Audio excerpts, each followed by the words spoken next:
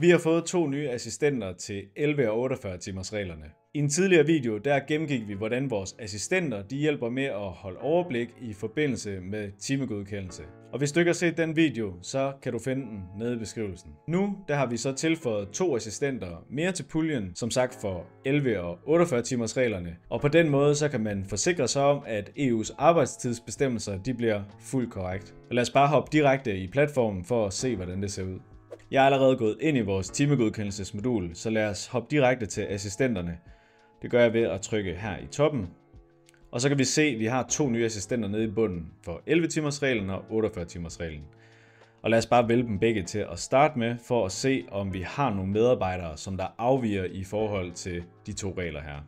For vores første medarbejder, Anders, der har vi et rødt flag, hvor der står 11 timer, så assistenten gør os altså her opmærksom på, at Anders han har overtrådt 11 timers reglen mellem hans vagt fra torsdag til fredag.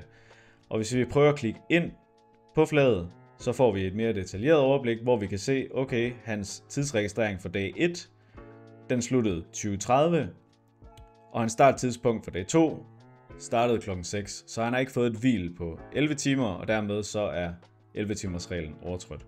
Flaget for 11 timers reglen kan kun være rødt, da man enten har overtrådt reglen eller ikke har.